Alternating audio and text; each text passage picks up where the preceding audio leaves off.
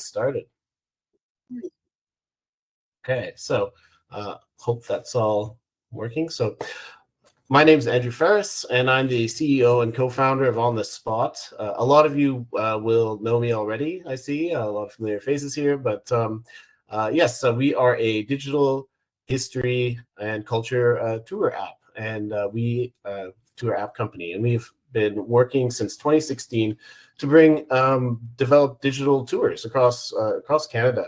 And today, in this webinar, I'm going to be going over basically what projects we're working on right now, along with some of our recent launches as well. I'll just do a quick, I know I see a lot of you are familiar with us, but I see a lot of new names as well. So I will just do an introduction about who we are and what we do. I'll give an overview of our offerings just in a quick app demo of our kind of basic app. And then I'll go through the main highlights that I'm going to be talking about today, which are the stories of Snuneymuxw, video tours, the Explore Nanaimo white label app, and the North Shore Culture Compass treasure hunt app, which is what we're working on right now, and is a very exciting new project. And then I'll just also go on with a couple other projects that we're working on right now, and also just the types of projects that are, audio tours and virtual tours that aren't covered elsewhere, and then just a few things about working with us, what our partnerships look like, and what some of our past partners have said about working with us. So without further ado, let's get going. So just a quick overview of how we came to be. This began as my history travel blog in 2013 on this spot.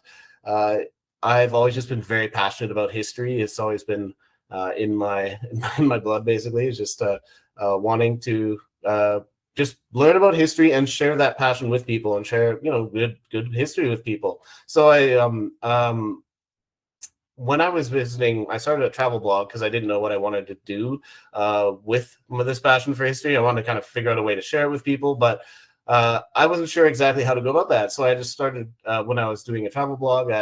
And I was backpacking after university, where I studied history. I started trying to do all these different types of storytelling, and the one I found most effective and got the most people so excited and engaging to people who were not typically interested in history was then and now photography.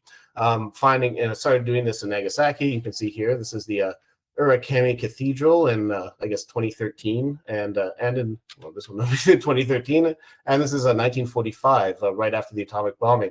And I found doing this series of then and now photographs there, and creating this big post about it went viral, and it just got enormous amount of interest. And so I started creating these then and now photo essays in all the different places I visited while I was backpacking. Including, so you can see me here with Burning Hotel in San Francisco. And then afterwards, when I was in Normandy, I wanted to follow in the footsteps of soldiers who stormed the beaches of Juno Beach in 1944. And, try and really engage with, just be able to hear the stories of, the guys who were storming specific bunkers and stuff, and follow literally in their footsteps. But it was difficult to find. I couldn't find anything online that would, that was this close. These kinds of gripping eyewitness accounts of what it was like on D-Day, and it was surprisingly difficult. And so I figured, there should be an app for this.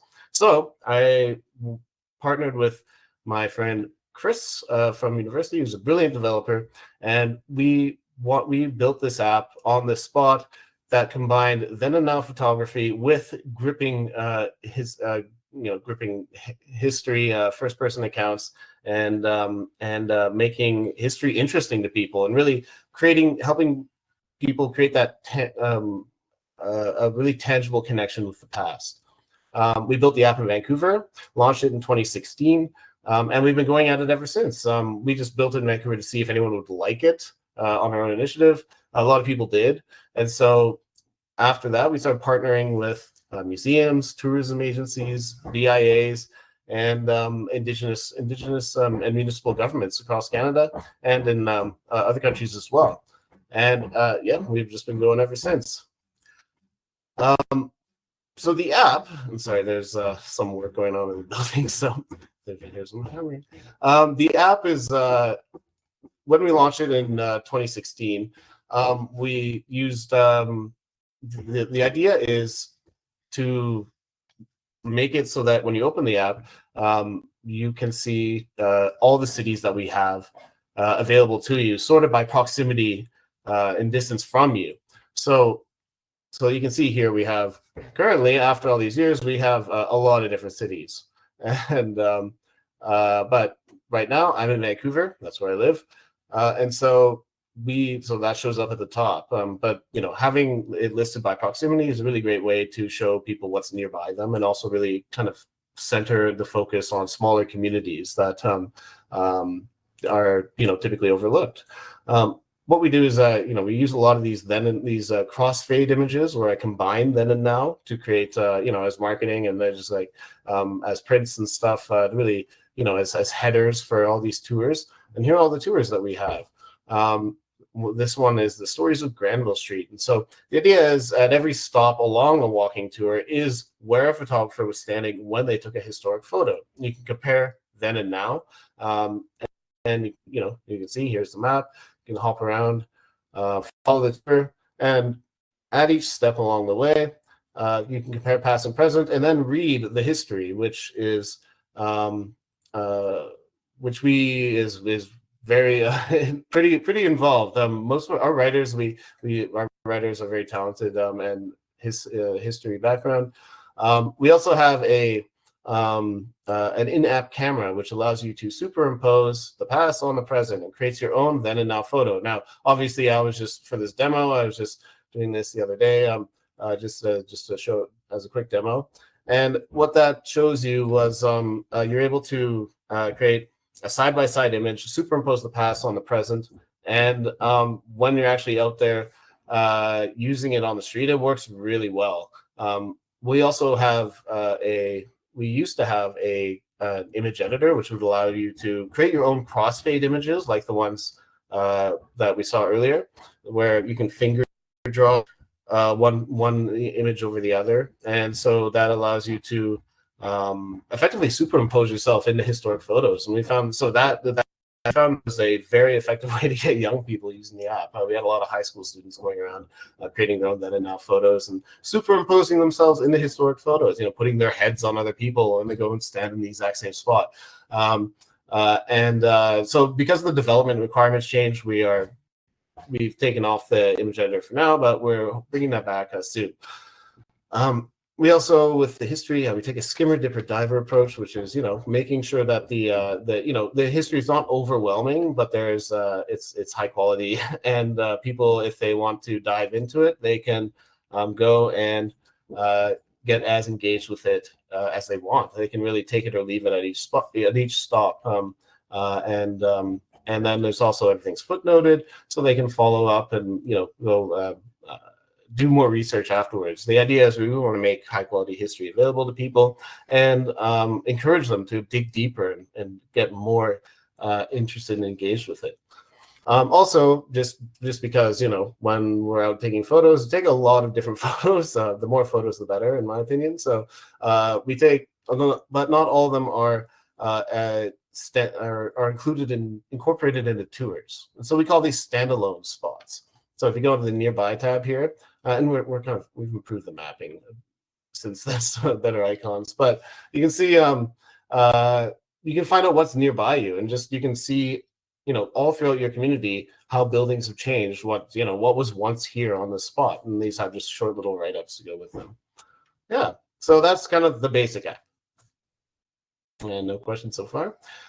So since we started in 2016, we have been expanding and working with communities all over the country. And a lot of these, we have some partners over here, but most of them are, communities I did when I was doing the blog back in the day. But we have over 100 partner organizations, which is pretty crazy. It's been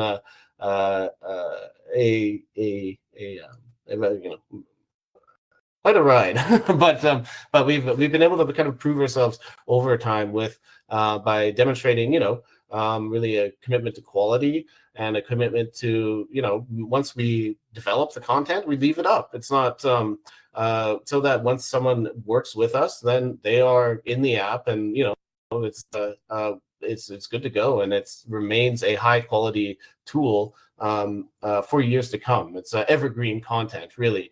We can go out, if they want to update it, add more stuff, over time they do. But yeah, no, we have also been successful in getting a lot of users, because whenever we get it, if it's quite difficult to get people to download apps, very difficult, but especially if it's just focused on one community.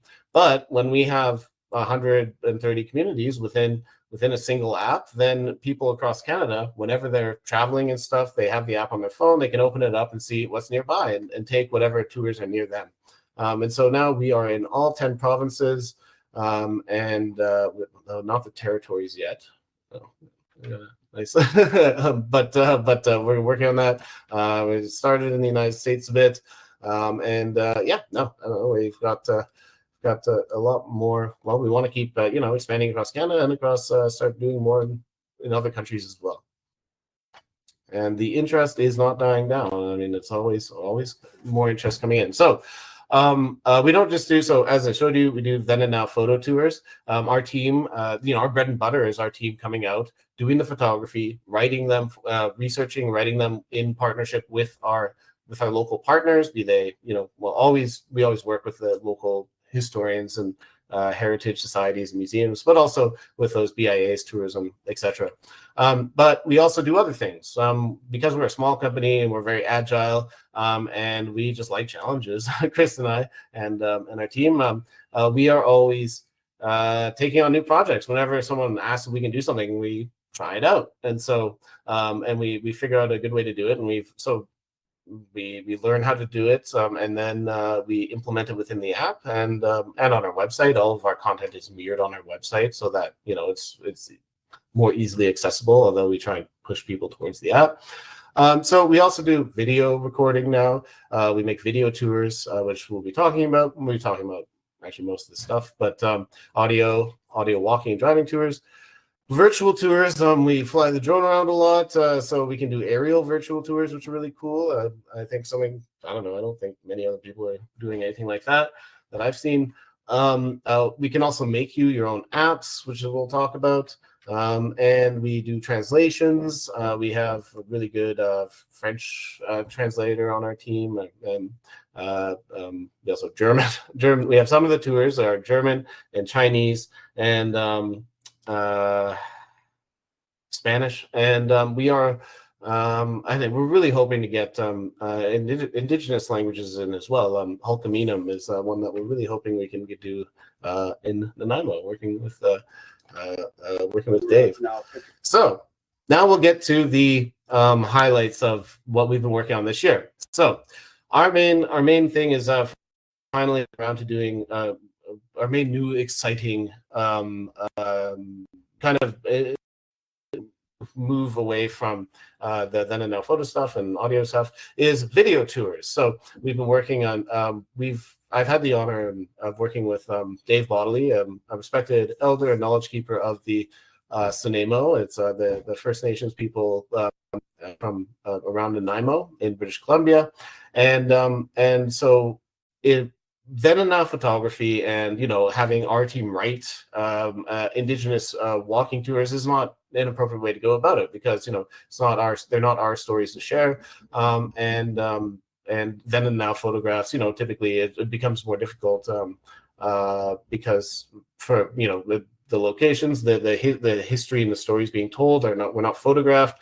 a lot of the time, and so what we have been doing is recording Dave sharing his stories with us and taking them and making them so that each stop along the way of these tours is a short video with Dave. And also we and we have a very talented video editor on our team. We edit these videos together of Dave with his interviews, drone footage, B-roll footage, and we can make full documentary style movies. It's been set up quite a few years ago. The signs were redone a few different times. And they used to do rubbings of these here, but we no longer do that now in recognition and in respect for what our ancestors created. Anyway, I know Dave's here, so hope you don't mind me showing this, Dave. But stay on the trails. Thank you. This is the highest concentration of petroglyphs on this park, called Petroglyph Park, also known as Quwut'sun, which was the name of the man who lived here. And the center part that we can see right now is called the Steakum, and that's my own family connection to that petroglyph. I'd encourage you to go up and check these out, because these are several of these video tours with Dave, and they're remarkable stories, and really an honor to have worked on the project with them. So another project we're working on now, so since that, we're just doing working with the Quwut'sun tribes and the Quwut'sun Chamber of Commerce and the city of Duncan. They have totem poles throughout the city. It's one of the largest collections of totem poles in the world, and they are, so we're creating another video tour of the totem poles, where we share a short story about these totem poles. This is another Thunderbird is another example. And for us, is one of the more powerful beings, I guess you might say, in our. Anyway, so this is another example of the kinds that we can do. And as you can see here, I'll just show you a quick video of how these video integrated with the app, where it's fairly self-explanatory. Instead of a then enough photo at the top, we have just a video that you can watch, and so you can watch these wherever you are, and so you can either basically, so Dave gives these tours throughout the summer months, and what we're able to do is record them, helping one preserve and share his knowledge, but also it's allowing him to make his tours accessible year round. And so this is something that we could also, we're looking to try and develop as well. Is there's tour guides all over the country, and we've been, we went to the BC Tour Guide Association conference last year, and we learned that there's a lot of there's a lot of tour guides, and a lot of them who are kind of becoming they're generally not a lot of young people doing it. It's generally mostly older people doing it. So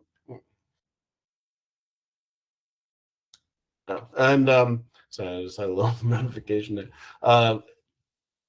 Let me just check something. Anyway, no questions yet. Cool. What we could do is for these tour guides, they don't need to be able to, or if they're not able to give the year round, we can host the tours. So we record, or they could record their tours on video or audio, or whatever format they like, and we could host it for them on our app and put it behind a paywall. So we just make it so that once you log into the app, you can just purchase that tour just like any other just like microtransaction in an app. This is not something we've launched yet or done yet, but we've had a lot of interest for it, so I was just going to mention it here because it's something we'd like to kind of see if that's something we could do, is just become hosting, start also hosting the tours that are by professional guides all around Canada and across the world. Just one example of this is, we want these awareness of our tours, and so we put them on TripAdvisor. And you have to put them you can't put them for free, even though it's a free app and our tours are free. So we just put a price on them to see if anyone would download them. And the instructions being, you buy this, just go download and then it's just go download the app, and then people realize it's free, even though we explain it in the headings. But so they'll ask for refunds and stuff. But anyway, we just did this to see if people would do it, but a lot of people do it. A lot of people, or at least they get a lot of interest, a lot of people downloading it. And also we get a lot of traffic from TripAdvisor, not necessarily downloading it, but we can see that they've come to our website from there. And so this is like a great way to put it. And also it's just, if you are people, if you're, they're visiting a city, say like Vancouver, there's a lot of tours that are available from their guide. But you can also just download this app, and it'll give you a tour as well. And it's you can pay for it in the app. What will happen is, buyers, if you upload one of your tours to our app, if you purchase it on a site like TripAdvisor, they'll get emailed a mobile ticket. It has a net. You just punch the code into our app, and it will unlock the tour for you. Would be another way of doing it. You just buy app as well, and then you can also. So it's a one-time code, so that you can't share it with everyone else. You can't just some one person buys it and then posts it online, and then nobody pays for it. But also, say if you install the app or whatever, if you reinstall it later, that we track who has purchased what according to their account. If you log in, you can make an account on email or log in with Facebook, Google, and so that will always be tied to their account, so that people can come back to it and watch it anytime, take that tour whenever they want. They can do it from home, they can go to the spot and do it, either however they want to do it. So that is something of interest to you. This is not something we've developed. We're very close to developing it. It's something on our development timetable for probably this spring. So we're going to gauge interest in that feature. So if that's interest, let us know.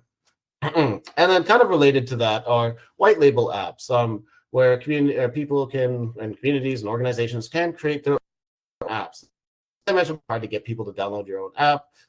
If it's just about one community, what we find is a lot of communities on this, and they'll hire a developer, build them an app. The developer will do that, and then the developer will move on to other projects. They got to keep moving. And so what happens is, unlike a website which will keep working,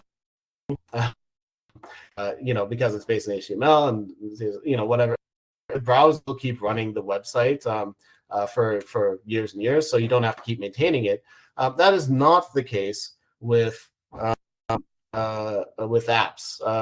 Like basically Apple and Google run the app store, and they are constantly changing the requirements. So you need to be continually upping your apps to stick with the requirements, so that otherwise, the app will just crash, or it will just be taken off the app store.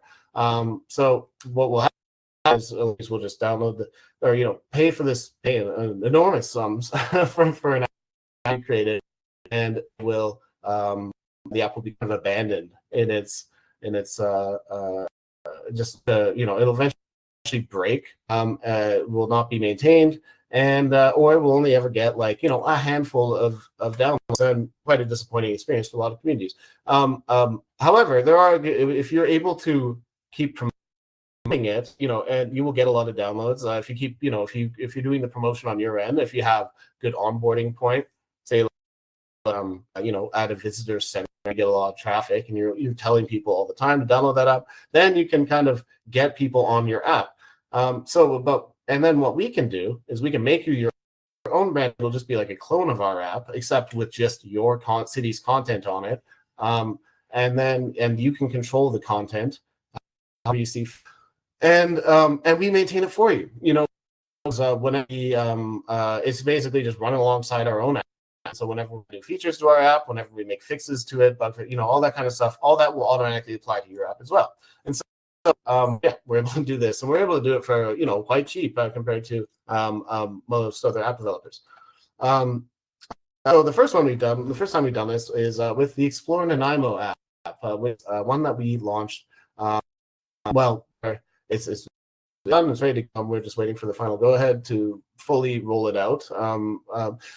But what happened with Nanaimo is the Nanaimo Hospitality Association, we've been working with them for years. We started with them. They were one of our first partners back in 2017. And what we did by making a few walking tours based on some then and now photos. And then the next year we added more tours. Next year we added photos. And then we added like more an aerial virtual tour. Then we worked with Dave and Petroglyph Development Corp to create these Snuneymuxw video. Basically, what's been great working with Nanaimo Hospitality Association, and the case with many of our partners, is that we start with a small project and we keep adding more and more and more stuff because we can keep doing more and more stuff. And ultimately, it made sense for them to have their own app. And so, because we have everything, it's a basically like a very, very comprehensive experience across the across Nanaimo. And we also included all the tourism businesses as well and stuff like that. So now we're able to have this, they're able to have their own app. So if you want your own app, let us know. We can probably make it for you and do it quite cheaply. And there's also the other main feature thing is we're also making a North Shore treasure hunt app. So this is the North Shore of Vancouver, which is like North and West Vancouver. And what we did is we are working with North Fan Arts to build a treasure hunt app. Now this is something that has been kind of our content with all the then and now photos and all the history and stuff lends itself to the treasure hunt capability, but it's something we wanted to do for a long time, but we've never gotten around to doing it. And but they already have 25 treasure hunts, and we're kind of starting from scratch with them. We've been going looking. There's quite a few different treasure hunt apps out there, and requesting apps out there. And so we're kind of going through. It's a pretty crowded field. So whenever we do something, we want to make sure that we're doing it the best we possibly can and that we really stick out. So we're kind of starting at the very basic level, making what we can, what we think will be a best in class app for this to showcase the North Shore's treasure hunts. We're including gamification, like challenges, achievements, leaderboards. We'll have all kinds of clues and answer inputs based on all the different treasure hunts that we're doing. Say for instance, not just like the typical go to a spot and answer multiple choice question based on or find something like a geocaching app, or not just that kind of stuff, but ones where say we can have like a historic photo. Our then and now camera really suits itself well for this because we can have a historic photo where we tell people here's a rough radius of where this photo was taken. Now go and figure out take a photo from the exact same spot. We can track that, and then if they do it, then we're able to they can answer the question. So anyway, we're really excited about this, and because we're making this for their own app, rethinking starting from the ground up, but we're going to take all these features and put them into our app and make it an offering for all our partners, and it's one that will be very easy to implement with all the enormous amount of content that we've created with all our partner cities across Canada and around the world. So adding this kind of a feature is going to be a great way of people using the app, especially young people engaging with it, and hopefully teasing them into learning about history and the community around them. So this is something that we'll be we're on a pretty tight development timetable for this project. It's coming along really well though. But we'll be launching this app probably around April, May, and then implementing it all in our own app. And so by the summer, we'll be able to start building treasure hunts for on the spot using the content that we've created all around the country. So if this is of interest, do let us know. We'd love to work on this with you. Yeah, and no questions so far? I think actually we're doing pretty well for time. I'm running through this quite quickly. So, and let's see, we have quite a few people in. All right, excellent. And so These, as I said, so so North Shore over here, and Duncan. So that's what I've been talking about so far. We're also working on a variety of other projects. Some of these have been in the works for a while, but we are going to be rolling them out in the coming, but basically by this spring, if all goes according to plan. So let's start with just to show you the kind of breadth of projects we're working on, and also the different types, the different shapes that our partnerships can take. The different, how each project we do is different, is unique, and has its own requirements, and is like a different, just a different type of partnership. So that it just shows, this shows kind of our flexibility and also our capability, and our the speed at which we operate. So right now, another project we're working with is we're working with the city of Dawson Creek, and doing a then and now walking tour and an audio driving tour. And I'll talk a bit about audio driving tours in a minute, but that one is a great project. Our first in northern BC, which is because we have just projects all over BC. We covered a lot of BC, but that was a really cool one. I was up there taking photos earlier this year. Fascinating history, and then submitted content. So this is something I'll talk about a bit more in a minute, but we're working with Brandon, Manitoba, and Wood Buffalo. So we're working with the regional municipality of Wood Buffalo and the Brandon Museum, where they are developing their own tours, and we are just hosting them for them. Well, and I think, and someone else asked, do we have a list of these apps and description of each? I have a list of, I'm not sure, are you referring to all these other apps? These are the other treasure hunt apps that are like, for these ones, these are all the other treasure hunt apps that we were looking at, where we're seeing what they do, and what they do well and what they do poorly. And we think we learn a lot from it. And I could, if that's what you're referring to, I'd be happy to send that over afterwards. Yeah, sure. Even the previously discussed apps. Yes, I listed these apps. Well, like, so let's roam. I mean, so I could go through all these ones, you mean? Because anyway, but these are sure. Okay. Well, so this one is actually for our partners there, for our North Shore partners, I went through did kind of analyses on all these. So I don't want to pick on them too much here, but this is this is the biggest one. It seems the biggest scavenger hunt app. Looks like it's become a scam now. If you read all the reviews, this is a local app that does AR that has been around for a while, and they do some cool stuff, but they don't look like they just don't have very much coverage anywhere. And it's you have to like go to the physical location to try out the app. Geocaching, this is a gigantic geocaching where you people hide stuff in locations. Yeah, if you're familiar with geocaching, and we are and then people go find it.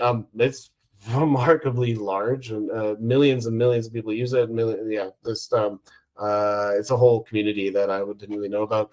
This is like I forget what bandwagon is. I think they host like it's like a tourism experience that the communities can use for hosting. It's not too analogous to what we do, but some people we've spoken with have used it. Tripvia just doesn't really work too well, I don't think.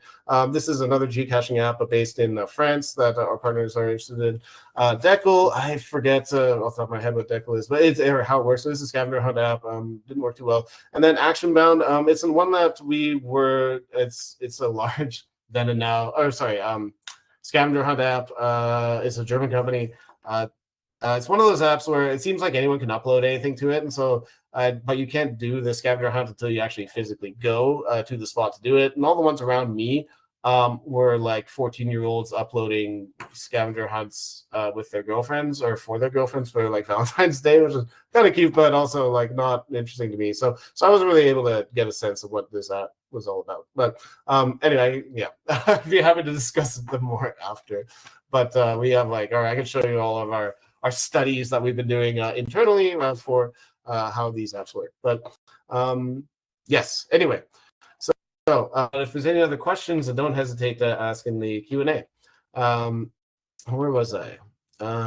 Yes, so Wood Buffalo, anyway, we're just doing Fort McMurray, Fort McKay, and Fort Chip are for Chipewyan. We're doing submitted content there. Fort Francis, I was just we're doing a then and now photo tour. So we're just working on that right now. And they are submitting an Indigenous audio driving tour, working with the Indigenous people there. And in Red Lake, this is kind of a long time coming, but it's Highway 105. We are doing a audio driving tour. And we launched a then and now photo tour, walking around Red Lake a little ways back.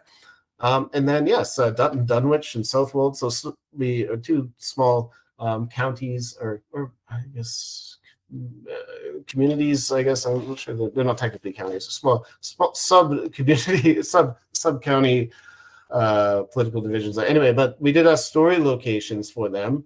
Story locations are like a single spot that's not a tour, but with a full. It's like an article length write up, so that. Rather than connecting a bunch of spots together, it's just a single spot, but or a large number of individual spots that are with larger, more comprehensive write-ups around the community. And just because the stuff we didn't really lend itself to tours as well. And then Southwest Ontario, we've been working on. We're just getting final approvals on these Black History audio driving tours. The Southwest Ontario's Black History, working with a consortium of museums and counties there, and which is really cool. Yeah, we're just getting those final approvals and then getting a narrator for those. So yeah. So speaking of the audio tours, we find audio is a massive boost to our then and now photo tours. So what we can do is, well, there's a few ways we can go about it. Is we can do audio narration of our walking tours, which I can show you here. So it just has the audio here. Stop 1. The post-war I don't know if you can hear that. The historic photo you see. Anyway, so but it plays. We have a nice player here. And we can do audio in multiple languages as well. And then also we can do hands-free audio driving tours. Now these are timed to coincide with a specific driving journey. So they work really well, as accompaniments for specific stretches of highway. And what we can do is make it so that certain segments are played according to the GPS is activated, and our app. And sorry, just a question is, what is this app called? Our app is called On This Spot, and it's you should. I'd encourage you to download it on Google or Apple as well. We are anyway. So as a certain segment is activated by GPS as you're driving along. So it'll be like, and so, as you're driving beside a mountain, it'll say, oh, here's, look to your right and you'll see this mountain. Here's the stories about it. And also what we can do is use these audio driving tours to link together a series of communities and get people to stop in those communities and, visit businesses and stuff like that. We worked with Visit South Okanagan to do a audio driving tour of Highway 97C, driving from Peachland all the way down to Osoyoos. It's about a 90-minute drive, and along the way you pass by 8 different communities. And so we worked with all 8 communities to develop a segment for that community. So as you're driving from, say, Peachland to Summerland, it will tell you about Summerland, and here's all the their history. Here's like the main attractions, stuff you can do, and here's why you should stop there. And it's a really great way to get people, it's a great day trip itinerary thing. And so that's what I think is a really great way for to get people, exploring not just a large, a single community, but people explore often by car, pretty common, and it's a great way to give them something to do while they're doing it. A great, people stop at visitor centers, and this is, we onboard them at the visitor centers. They're told download the app. It will accompany you as you drive around, as you continue your journey, and it'll tell you what's there to do in this region. Yeah, one of the things we really focus on is helping promote these smaller communities that are often overlooked.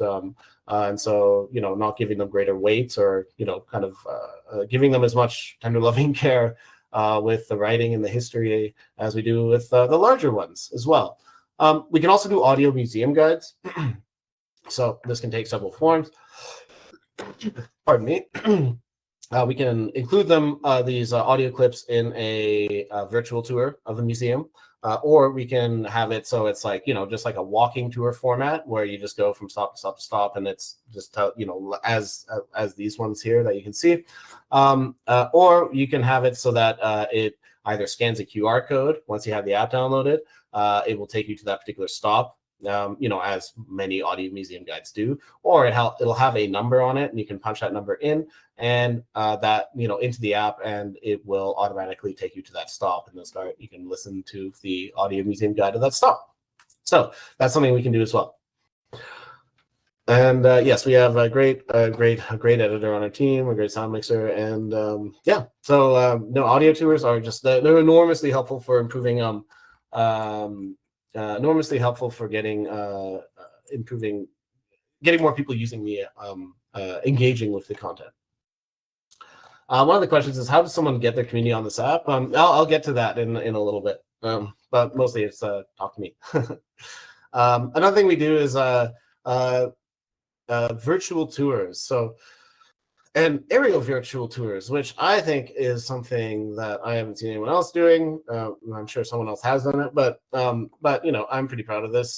So we put the drone in the sky, and we can basically, what we envision for this is, if you're looking down at a map of the tour, or just a map with all the on the app, right? There's a map view, and then you have all the different spots. Well, this is kind of like an intermediate level between that. Is what the idea is that we can layer all these kinds of content like here. So these are some of Dave's stories. So okay, I'm walking in the midst of where a longhouse was for the village, for the name I have to still come forward with. And inside this longhouse would have been an area of teaching, an area of medical, an area of gathering. Each night the families slept here. They would, at the mornings, roll up their mats, because the house is used for other things throughout the day. And when they were here, they would watch in the spring. And then so you can layer. So it can just be, and then it can be video, audio, then and now photos, text. We can layer any kind of content within the virtual tour, and also integrate the virtual tour into the map so that it's like a secondary level. And then also here you can see you can navigate around on the virtual tour as well. So these virtual tours are really cool, we love making them. We can also do them at ground level. We do indoor museum tours, virtual tours. We've done quite a few of those, a dozen or so. Virtual tours are pretty popular. Just another way for people to access all the other content we create without having to physically be there, but get a sense of it. And then the idea being that they will plan to visit. Or if it's also for seniors or people with mobility issues, it's a more accessible. It's an accessible way to reach and experience some of these places. Yeah. So those. I should also add. As we've covered, I've been mostly covering all the different ways we present content, which is video, audio, then and now, text, writing, all those different kinds of, and virtual as well. But I haven't said that. I haven't mentioned that we don't just do history and culture. Instead, we do all kinds of different stuff. So, for instance, we can do places of Indigenous significance. Well, we kind of have covered that. We do historic and archaeological sites. I did a tour of a former First World War internment camp, primarily for Ukrainians, as part of a massive national project we did. But these are archaeological sites now. We can do historic downtowns and neighborhoods. We can promote local businesses, attractions. We've done tours like that in Sault Ste. Marie. We also done, public art tours. We did a lot of places have murals. We can do mural tours. We did one in Sault Ste. Marie as well. Did a statue tour in Princeton. We also do nature parks and trails. Should note that the app is downloadable and has offline capabilities. So, the idea is you can told to download the app at a specific spot, where you have Wi-Fi or, at a visitor center or wherever. And then you can use all the content, offline wherever you are. And then also movie filming locations. So this is a cool one. We did a Rambo in Hope, British Columbia. We did a then enough photo tour of the Rambo's filming and filming locations, doing so that people, and then using the camera, people can restage the Rambo, so the famous scenes from Rambo. And then yes, of course, driving and regional combination. So there's all kinds of different there's no limit to the type of content that we can cover within a tour. And, I'd like to be doing more ecology, Indigenous, geology, that kind of stuff as well. Well, I think we're working on quite a bit of that too. So yeah. And just a question, some examples of our indoor museum tours. Yes, here, sorry, I just have to, let me just bring it up. Let's take a look at, this was a cool one.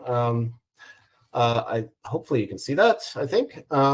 This is the Toronto Railway Museum. And so what we did here, so you can see it's an indoor and outdoor one. So we tried a couple different approaches to this. Here's the outdoor, and you can see it's got a good location. So there's layers of, we layered the audio on here, and then you can just travel around, we've the skin, which is like so you see all this stuff here. The skin, we've kind of, it works differently within the app as on the website. We tried a few different approaches with the app. Our app one, or our website one, has been changed quite a bit. But you can move around here. But we've improved it a bit since then. And then we have the interior one as well. We have a pretty good camera for it, so you can zoom in. Yeah.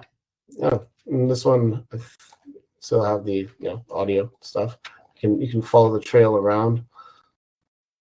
Yeah, so this is an example of our virtual indoor museum tour. Yeah. Anyway, I hope that was answered your question. And then someone asked, is community selection for the app at random, or do we approach communities? Do communities reach out to me? I think, okay, good. Well, we're at that part of it right now. So what we do is we approach communities or they approach us. I mean, that's part of the reason I'm having this webinar right now is to let everyone know, find whoever's interested in working with us. If this is something that you want for your community, then we'll come and help you build it for you. We'll work with you to build it. So we are keen to work with communities of all sizes. So we've and working with organizations of all sizes. So and types. So like I said at the outset, our partners typically fall into one of four categories: either government, business, or economic development. So they are BIAs typically. Heritage being either museums or heritage societies. And tourism, this being either a chamber of commerce, a destination marketing organization, etc.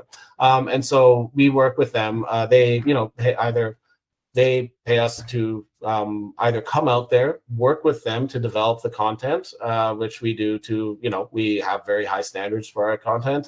We make sure that it is we adhere to our ethical standards of public history. We take a lot of we make sure everything's very accurate, very engaging and interesting, and tells the stories that the communities wants to share. And then, or if you have your own tours, we can host them for you, which I will talk a bit more about in a sec. But like I said, we work with so like one of our partners is we have a bunch of partners within Toronto. and other major cities across Canada. We also have partners in, say, a town like the town of Gleason, right? Or I guess is the hamlet of Gleason, population 300. But we have like a tour there that is as comprehensive and I think as well written and fascinating as anything that we do in a big city, because we put a lot of effort into making sure that these smaller communities get the attention that they deserve. And then yes, once we get a community on the app, they're on the app because we put so much work into developing this content, and we want people to download and use the app. It's not really it's kind of we don't want to like we want to keep it up, so we do that. It's not going anywhere. Yes, but also because every community is different, every project is different, as all those examples I just gave, being all kinds of different types of tours and different sizes, different circumstances, different amounts of work required from us. We are very flexible in our pricing, and we develop we basically just tell us what you can do, and we kind of develop a series of proposals that work for you. So which is why I'm always hesitant to like start throwing out numbers here, but I'd rather learn more about what you guys are working on and what you want to achieve, and then going from there. Because we want to get everyone on the app, we want to keep building it, and we want to keep getting people using it and using it for years to come. Another thing also for submitted content, so we not only do we create coverage, but yeah, we will host it for you. So for instance, a lot of communities will have like tours on their throughout the community that are say like they'll have print them out, hand them out, make them available to be handed out, and then they always run out. And so and printing is evidently a large cost, so a lot of them will just be like, well, why don't we just digitize them on our app? That happens quite a bit. And this also is a very cheap way for you to get entry level onto the app.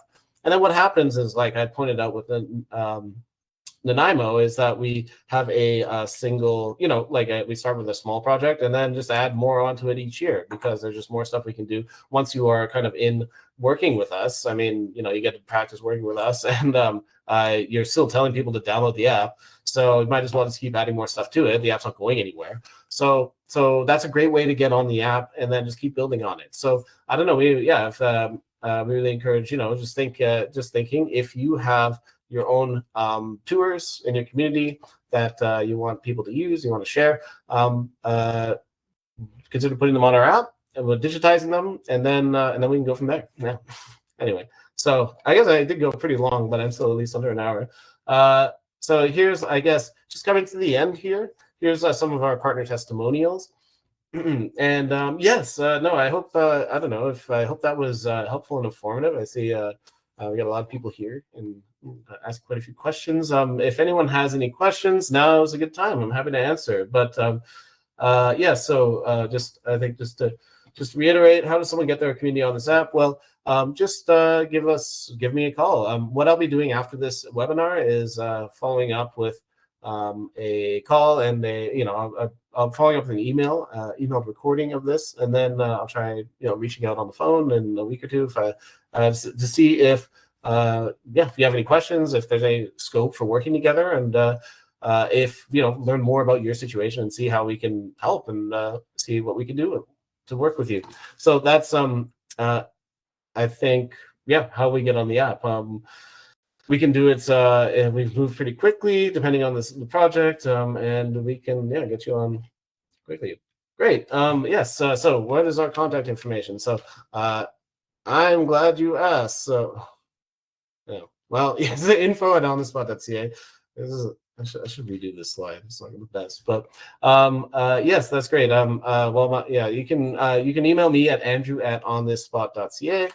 Or you can call me at 604-367-4973. And we're on the West Coast, so if you're calling from like Newfoundland, that might be don't call in the morning. No, I hope that was great. I'm glad to get so much interest, and I hope you got thinking about different types of tours you can do in your community, different ways you can get people engaged. how to reach, younger people, how to reach, and also, older people, and just make it like a digital tours that are high quality, will remain in place for years to come, and keep improving as we improve our app as well. And then, start a working relationship with us that we can build upon, and just keep adding more content in your community for years to come. So once again, thank you so much. I really appreciate you guys taking all the time, and I will leave it on. For questions for a bit, but if I'll stop the recording here, and if anyone has any questions, answer away, and if not, I will be sending out my recording as soon as I can. Anyway, thank you so much, and hope you have a lovely day.